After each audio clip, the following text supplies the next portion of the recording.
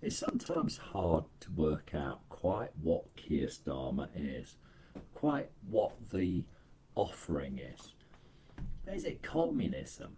You hear the word communism thrown around as an insult or a joke or a dour warning. But is it communism dressed up for a modern age? I'd say probably not. But longer answers are a lot more uncomfortable because while Starmer isn't a communist, probably isn't, what it represents is something uniquely suited to a post-manufacturing Britain and not necessarily something working people asked for, which is lucky since he doesn't know how to define working people. What communism actually was built around industrial workers, mass factories, collective ownership of production, class struggle rooted in material labour, and it assumed large numbers of workers in shared physical workspaces, clear lines between owners and labour, and economic power tied directly to production. But that world no longer exists in Britain. Manufacturing has all but evaporated.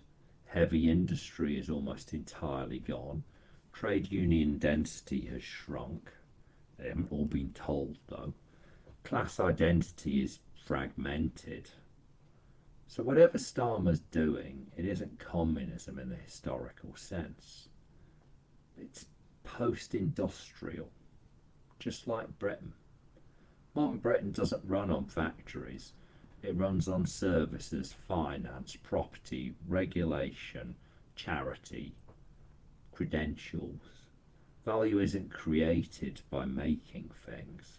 It's created by managing systems. And that fundamentally changes politics. In a post-manufacturing economy, power doesn't flow to workers as a class. It flows to managers, regulators, lawyers, administrators, professionals. And this is the world Starmer comes from, something he understands instinctively. Starmer's not a revolutionary, which is lucky, as he's not very revolutionary in what he gets done. His instincts are to restore order, to rebuild institutional credibility, but at the same time to centralise control and reduce unpredictability. It's managerial statism. Markets are tolerated, private ownership is accepted, it remains. Corporations are welcomed, especially big ones. Not the little ones so much, they get taxed to death. What matters to his ilk is not who owns what, it's who sets the rules and who enforces them. And this is where Labour's transformation matters. Labour was once rooted in manual labour, trade unions and industrial solidarity. But today its core base is public sector professionals, graduates, policy specialists, NGOs, the legal classes. And they want stability, funding and procedural fairness. So communism promised power to workers. Starmerism centralises power, but not to the public. Power flows upwards to the state, to the regulators, to quangos, to experts. You could say to the new elites.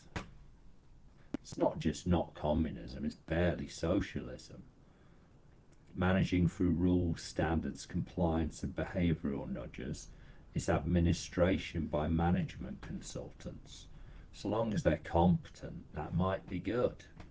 But a lot of management consultants just look at your watch and tell you the time. With this government, we get claims of fiscal caution, technocratic governance, and redistribution within tighter limits. This isn't transforming Britain. This is managing a smaller, poorer, older country more efficiently. That's not communism, that's late-stage managerialism. While old Labour talked about wages, ownership and power, Now we get responsibility, decency, standards, and trust. And if you fail to meet those expectations, then there's really a profound structural problem. In a post-manufacturing age, people still want security, dignity, and control over their lives. But managerial statism offers them oversight instead of ownership, stability instead of opportunity, and rules instead of power. It doesn't rebuild their strength for the working class. It manages their decline politely. So Keir Starmer isn't communism 2.0, but what he represents could be just as troubling for the working class.